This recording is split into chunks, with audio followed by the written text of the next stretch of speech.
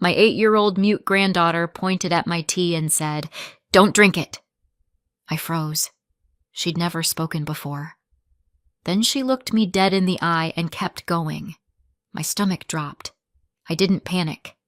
I did this.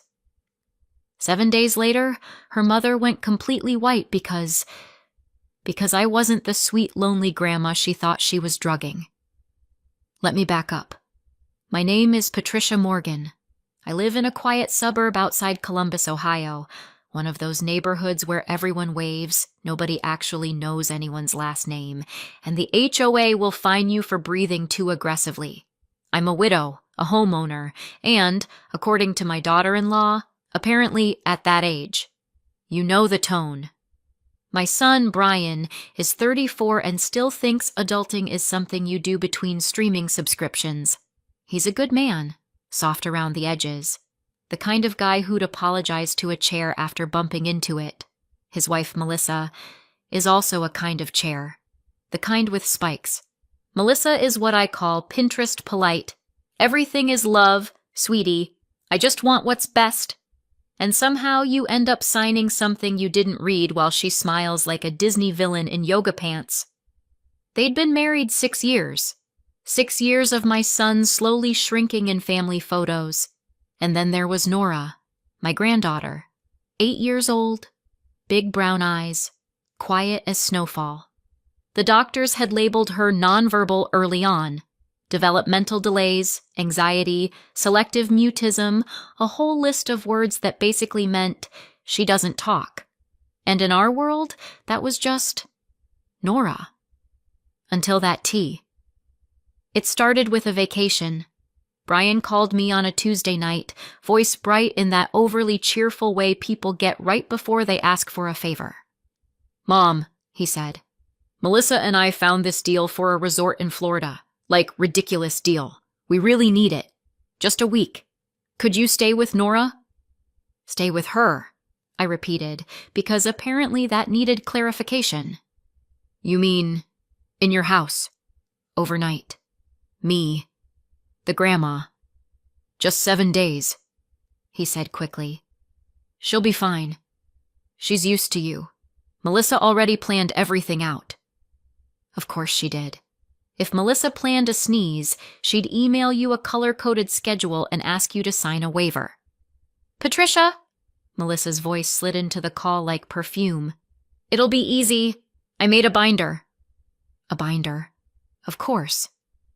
"Everything is labeled," she continued. "Meals, routines, therapies, emergency numbers, and I left you my special herbal tea. It's calming. It'll help you sleep." The way she said calming made my skin itch. But I smiled anyway, because that's what you do when you're dealing with someone who thinks manners are a weapon. "Sounds lovely," I said. "Perfect," Melissa chirped. We leave Saturday morning.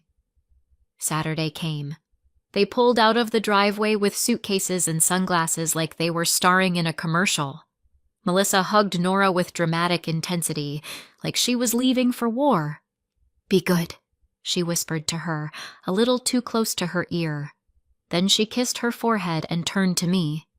"Patricia, don't forget the tea," she said, pressing a glass jar into my hands like it was sacred. "1 cup every night." The jar was filled with dried herbs, chamomile, lavender, something citrusy. It smelled fine. That's what made it worse. Brian hugged me, kissed my cheek. "Thanks, Mom. Seriously." And then they were gone. The house felt too quiet. Nora stood in the entryway, small and still, watching the taillights disappear. I crouched down. "Hey, Peanut," I said softly. "It's just us for a week, okay? We're going to be fine." Nora didn't respond. She rarely did, but she lifted her eyes to mine, sharp, alert, like she was holding a secret so heavy it bent her spine. I chalked it up to nerves. I shouldn't have. That first day was normal. Breakfast, cartoons, a little walk around the block. Nora stayed close to me like a shadow. Melissa texted constantly. Don't forget speech exercises. Limit sugar. Tea tonight. She likes her bath warm, not hot. And your tea. Yes, Melissa. My tea. Thank you for the reminder, Captain Control Freak. That night, after Nora's bath, I warmed up the kettle. The kitchen light hummed. The house creaked the way houses do when they're old and full of memories. I set 2 mugs on the counter, one for me, one for, well, mostly me. Nora never drank tea. I spooned the herbs into the strainer and poured the hot water. Steam curled up. It smelled like every self-care post on Instagram. Nora wandered in quietly, pajama sleeves pulled over her hands. She watched me with that same intense focus. I lifted the mug toward my lips. I took one small sip, barely enough to taste it. And Nora moved, fast. She reached up, small hand grabbing my wrist. Her grip was shockingly strong. Then she pointed at the tea, and she spoke. Clear, calm, like she'd been doing it her whole life. Don't drink it. I froze. Every muscle, every thought, everything. Because Nora didn't speak. Nora didn't whisper. She didn't hum. She didn't even make noise when she cried. And now she was looking at my mug like it was a loaded gun. What did you say? I breathed. Nora's eyes didn't flicker. Don't drink it, she repeated. She put something in it. She? My mouth felt dry. Melissa? Nora nodded once. My heart did something unpleasant in my chest, like it tried to crawl out through my throat. Sweetheart, I said slowly. How are you? I can talk, she said, like she was stating her shoe size. I just don't. Not when she's listening. The kettle clicked off behind us, a cheerful little sound that did not match the moment. I set the mug down carefully, like it might explode. Nora, I whispered, why didn't you tell me? Her face tightened. Her voice dropped. She said if I told, she'd send me back. My stomach turned. Back where? Nora swallowed. Back to foster care. Back to strangers. She said she'd call my old caseworker and tell them I'm broken, and they'd take me away again. I felt heat rise behind my eyes. Because Nora wasn't Melissa's biological child. Nora had come into their lives through foster to adopt. A complicated story, a hard beginning, and Melissa was using that trauma like a leash. I took a breath, one of those deep breaths you take when you're trying not to scream. What did she put in the tea? I asked, voice steady. Nora shrugged, but there was something sickly practiced in it, like she'd been forced to learn how to answer without saying too much.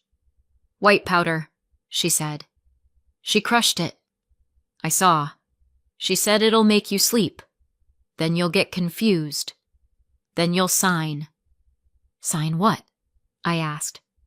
Nora stared at me, and for the first time I saw fear crack through her calm. Your house, she whispered. My blood went cold. Oh, so that was the game.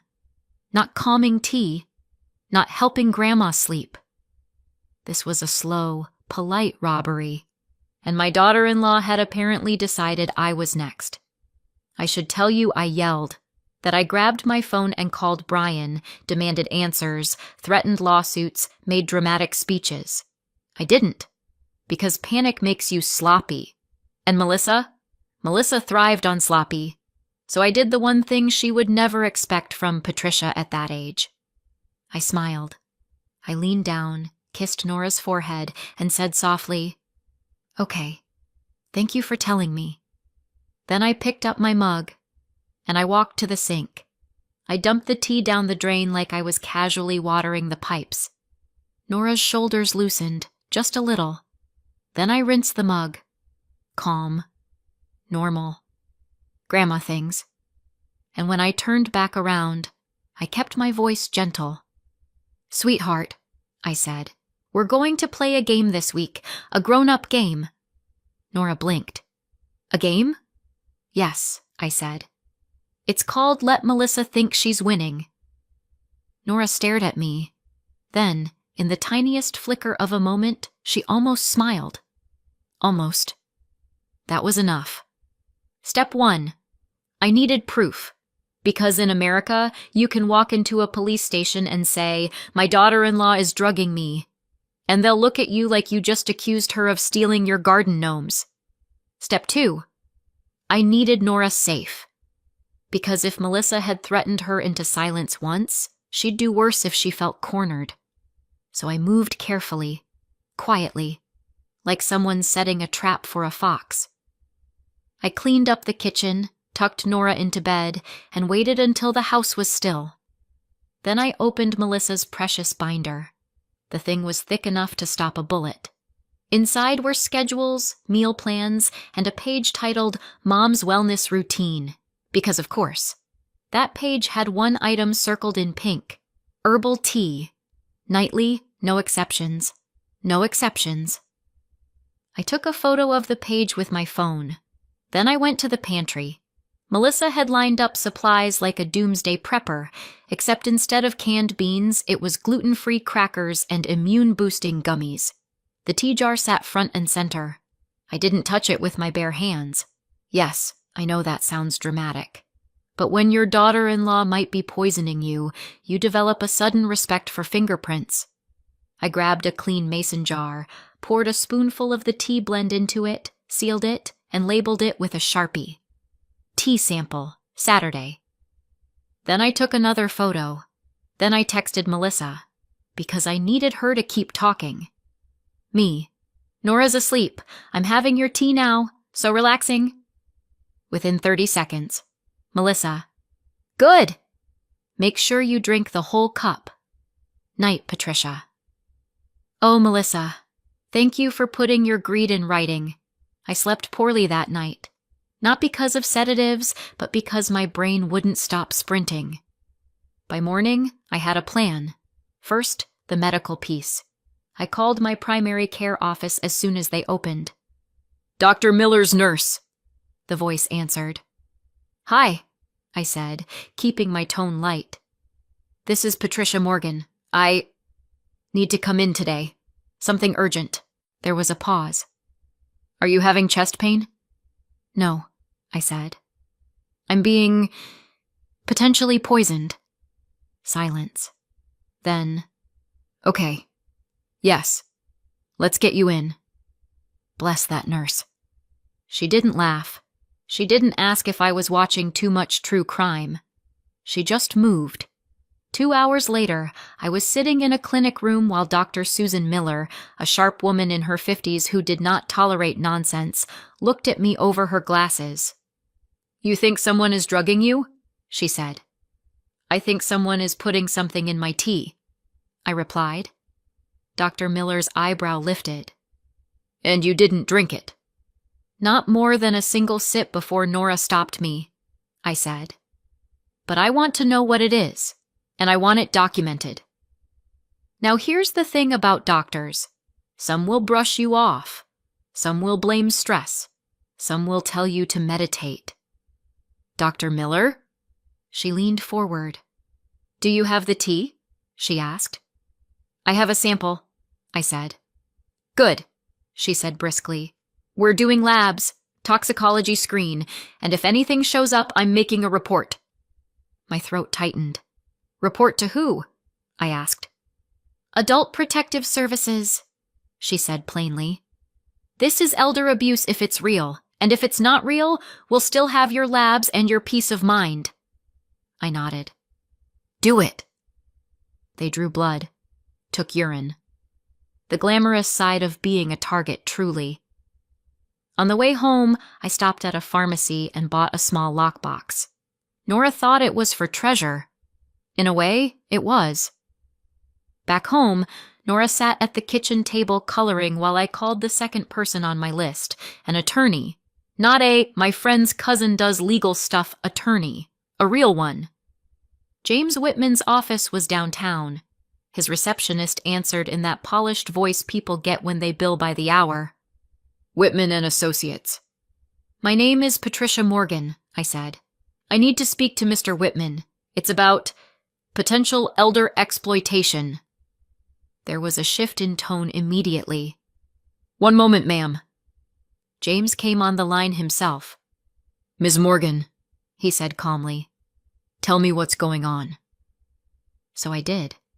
I told him about Melissa's tea, Nora's warning, the threat about foster care, the talk of signing over my house. And then I got quiet. "I need this to be real," I said. "I need it to hold up. Because if I accuse her and I'm wrong, I'm done. My son will never forgive me." James didn't rush me. He didn't speak down to me. He just listened. Then he said, "If you're right, your son will be grateful you saved him from her. If you're wrong, we'll still proceed carefully and protect you from retaliation. Either way, we document. We don't guess." I let out a breath I didn't realize I'd been holding. "What do I do?" I asked. "3 things," he said. 1. Don't confront her yet. 2. Preserve evidence, texts, samples, any written instructions. 3. Contact Adult Protective Services today. Not tomorrow. Today. I hesitated. "A PS? Won't that blow things up?" "It starts a paper trail," he said. "And if there's a child involved who was threatened, you may also need a report with CPS. But let's start with APS. You can do this without creating a scene." Without creating a scene. That was my specialty. After I hung up, I looked at Nora. She was coloring a horse, very carefully, like she was trying to keep the world neat by keeping her crayon inside the lines. I sat beside her. "Hey," I said quietly. Nora didn't look up, but her shoulders tensed. "You were very brave last night," I said. Her hand paused. "She'll be mad," Nora whispered. "No," I said firmly. "She'll be caught. Those are different things." Nora's eyes flicked to mine. "What if she says I'm lying?" "She can say whatever she wants," I said. "But we're going to make sure people believe you." I could see the question trembling on her face. "Because you're going to tell them," I added gently. "Not in court, not in front of strangers yelling, but to someone whose whole job is listening to kids. Someone safe." Nora swallowed hard. Then she nodded. Day 2 was paperwork day. I called Adult Protective Services and made a report. The woman on the phone asked careful questions, like she'd heard this story 1,000 times, and that made my skin crawl. Because if she'd heard it 1,000 times, that meant Melissa wasn't some rare monster. She was a type. They gave me a case number. They told me not to confront Melissa. They told me to call 911 if I felt in immediate danger. They told me they would follow up. Then I called the local child advocacy center. I didn't even know those existed until that morning. The woman who answered was gentle but direct.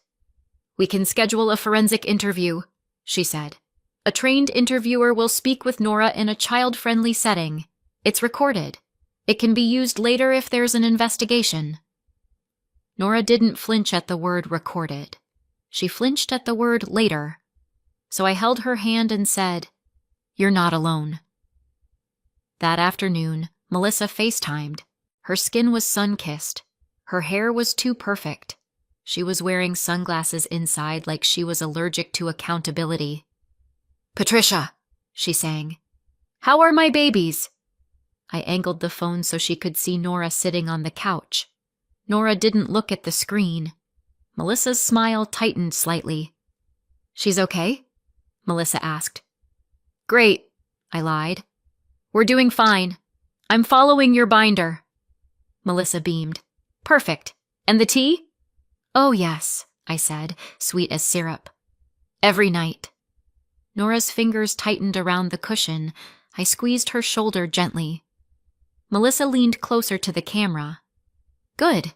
You know, At your age, sleep is so important. You can get confused when you don't rest. Ah, there it was. The seed. The little narrative she wanted planted. I smiled. You're right. It's been very calming. Melissa's eyes shone with satisfaction. After we hung up, I went to the bathroom and stared at myself in the mirror. My hands were shaking. Not from fear, from rage. But rage is fuel if you don't spill it too early. Day 3, Dr. Miller called. Patricia, she said, voice tight. Your labs are back. I sat down immediately. Nora was at the table eating apple slices. She watched me like she understood the gravity without needing the words. Dr. Miller didn't waste time. There's a sedative in your system, she said. Not a trace. Not maybe from a medication. It's there. And it's not something you should be taking. My mouth went numb. I only took one sip before Nora stopped me, I said. You've likely been exposed before, she replied. Or through food, or another drink. But Patricia, you were right to call. I closed my eyes. Because being right wasn't comforting. Being right meant Melissa had already been doing this. Dr. Miller continued, I'm filing a report.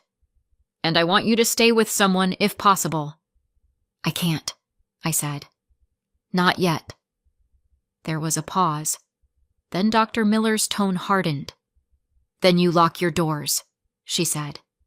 You tell me if you feel dizzy, and you do not. Do you hear me?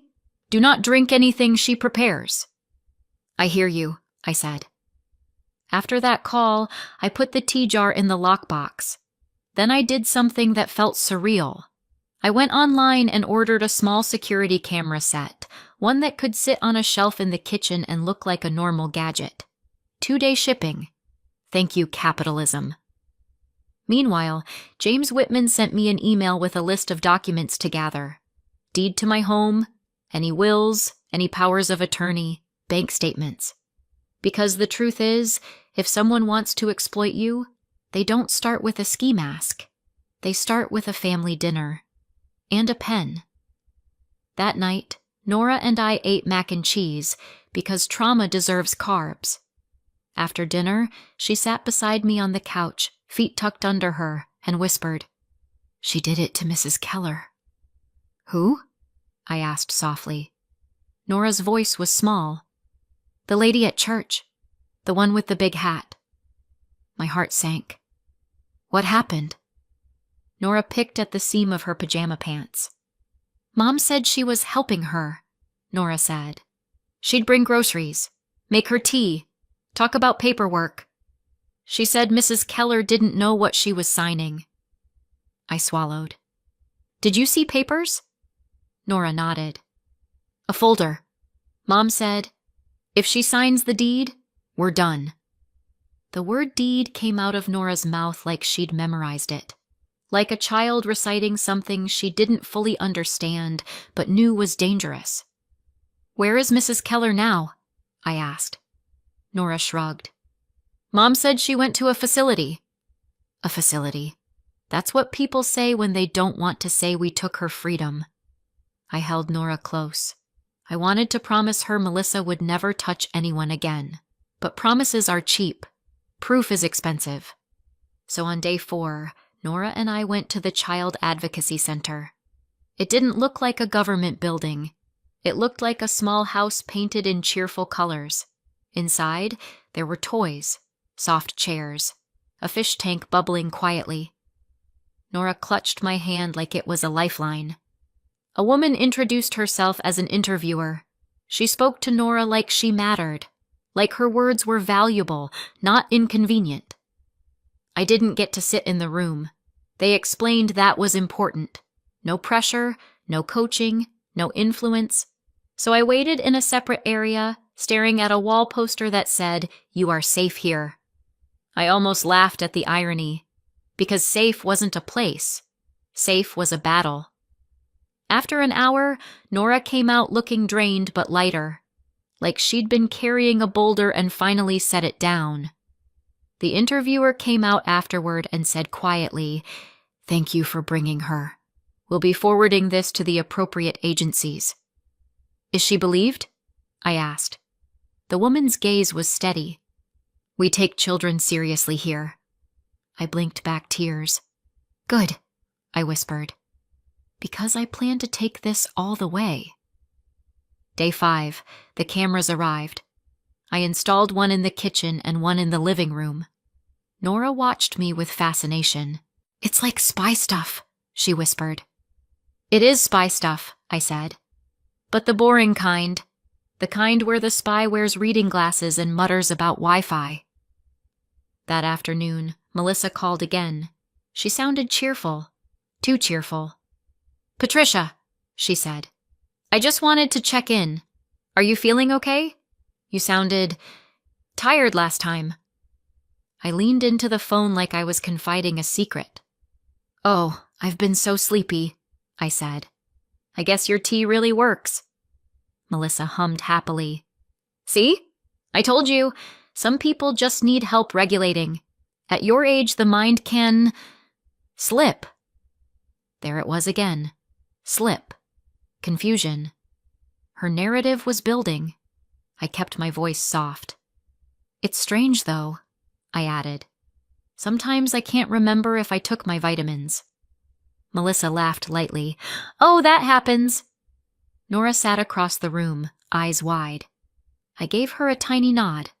I put the call on speaker and set the phone under the kitchen camera. The camera caught everything. After the call, I texted James. "She's fishing for signs of confusion. I have recordings." He replied, "Good. Keep her talking. Also, APS is coordinating with law enforcement. Don't meet her alone when she returns." Day 6, APS called me back. A caseworker asked questions. Calm, methodical questions. Did Melissa have access to my finances? Did she have keys? Had she ever pressured me to sign anything? Did I have any cognitive diagnoses? Was Nora safe? I answered everything honestly. Then the caseworker said, "We're escalating this. A detective may contact you." My hands went cold again. Because escalation meant reality, it meant this wasn't just family drama. This was crime. That night, Nora couldn't sleep. She crawled into bed beside me, small and rigid, like she didn't know how to relax in peace. "She's coming tomorrow," she whispered. "Yes," I said. "What if she gets mad?" Nora asked. I stared at the ceiling and said quietly, "Then she should have picked a different hobby." Nora let out a tiny breath that almost sounded like a laugh. Then she whispered, "When she gets mad, she smiles first." That sentence broke something in me, because no child should know that kind of pattern. So I kissed Nora's forehead and said, "Tomorrow, you stay behind me. You don't have to be brave again. You already did the hardest part." Nora's voice was barely audible. "Talking?" "Yes," I whispered. "Talking." Day 7, the day Melissa came home. I woke up early, made pancakes, because I am, at my core, still a grandmother with a flair for domestic irony. I dressed like I was going to a normal family brunch, not like I was setting up an arrest. My phone buzzed. "Brian. Landing soon. See you in a few hours. Love you." I stared at the message, and for a brief moment, grief washed over me. Because Brian didn't know. He thought this was just a vacation and a grateful mom, and I was about to tear his life in half. But then I remembered Nora's words. "She smiles first." And I hardened. Late afternoon, their car pulled into the driveway. Nora stood by the window, shaking slightly. I put a hand on her shoulder. "Breathe," I said. "You're safe." The front door opened. Melissa entered first, sunglasses pushed up, skin glowing, energy loud. "Home sweet home," she declared. Brian followed with bags, looking tired but happy. "Mom," he said, grinning. How'd it go? It went, I said, smiling. Melissa swept toward me and hugged me dramatically. I patted her back like you pat a stranger's dog. Then she pulled away and immediately scanned my face. Her eyes narrowed slightly. Looking for what? Droopy eyelids? Slurred speech? Confusion? I gave her none of it. Oh! Melissa clapped her hands. Patricia, I almost forgot. While we were away, I spoke to someone about your situation. My situation. I found this great financial planner, she continued, too bright. He said we should get some paperwork in place, just in case you ever get overwhelmed. Brian frowned. Melissa, it's fine, she cut in sweetly. It's just responsible. Patricia, you know how it is. You don't want to burden Brian. Oh, the guilt angle. Classic. Melissa set a folder on the table like she was presenting dessert. There's a power of attorney, she said, and some forms related to the house. Nothing scary, just signatures. I looked at the folder, then I looked at her, and I smiled. Sure, I said. Let's talk. Melissa's shoulders relaxed. She thought she was winning. Brian looked uneasy. Mom, you don't have to sign anything if you don't want to. I placed my hand over his. I know, I said gently. But I do want to hear what Melissa has to say. Melissa beamed. Sit, she said, pulling out a chair for me like she was hosting a talk show. Nora hovered behind me, silent. Melissa glanced at her. Go play, Nora. Nora didn't move. Melissa's smile tightened. Nora? Nora's small hand slid into mine. I squeezed back. Okay, I said lightly. Walk me through it, Melissa. Melissa opened the folder and began speaking quickly, confidently, too confidently, like someone repeating a script. This is just so we can help you with bills if you get confused, she said. And this one is about the house deed, just a transfer to the family trust. It's normal. Everyone does it. Everyone does it. Sure. I leaned in. And what about the tea? I asked suddenly. Melissa blinked. What? The tea, I repeated, still smiling. The calming tea you insisted I drink every night. No exceptions. Brian looked between us. Tea? Melissa laughed. Oh my God, Patricia, are we really doing this? I tilted my head. Doing what? This paranoia, she said, her voice syrupy but sharp underneath. You always get dramatic. Brian's brow furrowed. Mom, what's going on? I didn't answer him yet. I looked at Nora. Nora's face was pale, but her eyes were steady. I nodded once. Nora took a breath, and then my granddaughter, my silent, nonverbal little girl, spoke again, right there in the kitchen, in front of her parents. She put medicine in it, Nora said clearly. She told me not to tell. She said if I did, I'd go back. The room snapped into silence. Brian's mouth fell open. Nora, you... Melissa went still. Not angry, not defensive, just frozen, like her brain had hit a wall. And then slowly, her face went completely white, because she realized something. Nora wasn't a quiet little prop anymore. She was a witness. Melissa's lips parted. Nora, honey, no, Nora said, voice shaking now but still loud enough. You said Grandma would get confused and sign. You said I had to keep my mouth shut. Brian turned to Melissa, disbelief twisting into horror. Melissa, what is she talking about? Melissa's eyes darted to me. Patricia, you coached her. I laughed. A short, humorless sound. Oh, Melissa, I said, you really think I'm organized enough to coach a child? I can barely coach myself into drinking enough water. Melissa's jaw tightened. This is insane. Is it? I asked. I reached into my pocket and pulled out my phone. Because I have your texts, I said softly, telling me to drink the whole cup. Every night. No exceptions. Brian's face tightened. Melissa, why would you? And I have lab results, I continued, voice calm, showing a sedative in my system. Melissa's eyes widened. For the first time, she looked scared. Brian whispered, What? And, I added, I have audio from my home security camera. Melissa's head snapped up. You recorded me? I tapped my screen, and the room filled with her own voice. At your age, the mind can slip. You can get confused. That happens. Melissa lunged toward me instinctively, like she wanted to snatch the phone. But she stopped. Because there was a knock at the door. 3 sharp knocks. I didn't move. Brian looked confused. Who is that?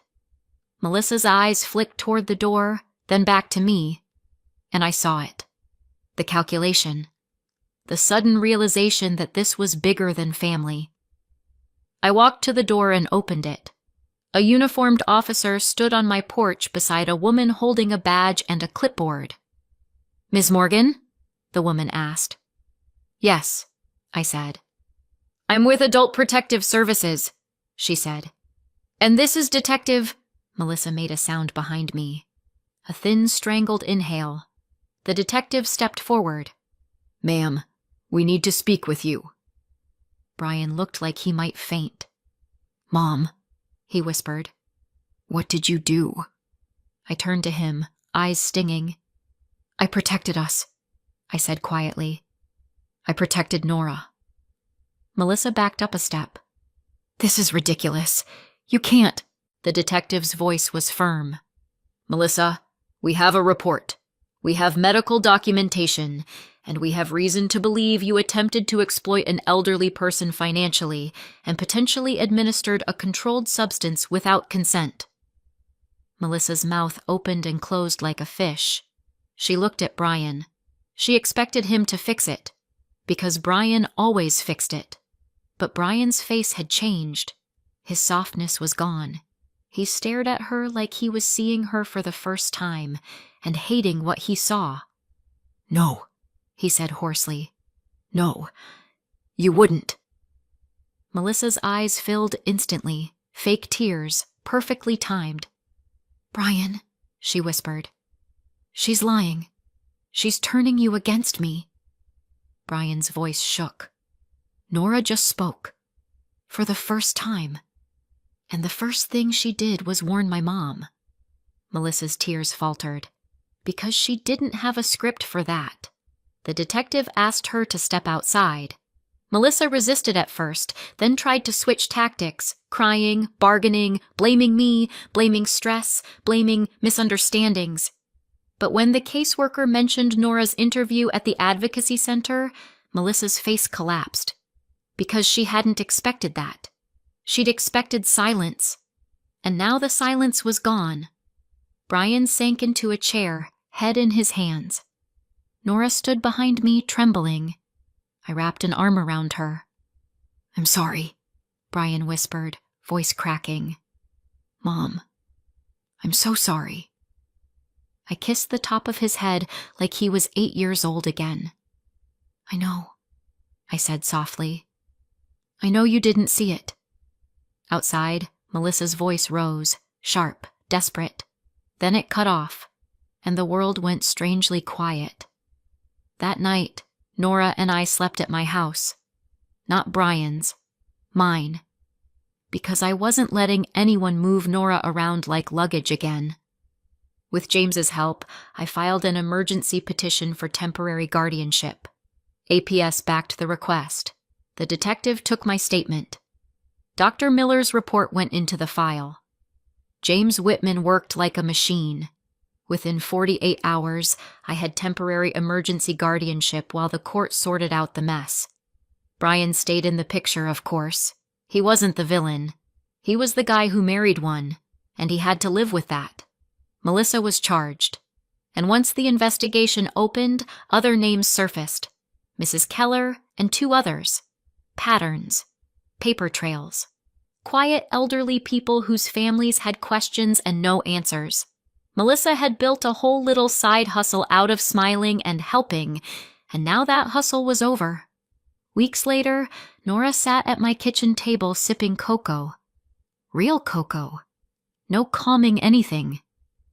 She looked up at me and said softly, "Grandma?" I froze again. Not from fear this time. From awe. "Yes, baby." "I'm glad you didn't drink it," she said. I walked over and hugged her. "Me too," I whispered. "I'm very glad." Nora's voice trembled. "Do you think I can talk more now?" I pulled back and looked at her face. "You can do whatever you want," I said. "And anyone who tries to take your voice away again is going to have to go through me." Nora blinked slowly, like she was trying to believe that. Then she nodded, and she smiled. A real smile. Not the kind you do right before you hurt someone. The kind you do when you finally feel safe. Do you know what the funny part is? Melissa thought the tea was the weapon, but the real weapon was Nora's voice. All I did was make sure she got to use it. And if you're wondering what happened to the tea, I kept the jar. Not because I'm sentimental, because I'm a grandmother, and when someone tries to poison you in your own kitchen, you don't forget. You document. You lock your doors, and you make sure they never get a second cup. So what do you think? Did I go too far, or not far enough? Let me know in the comments, and subscribe for more.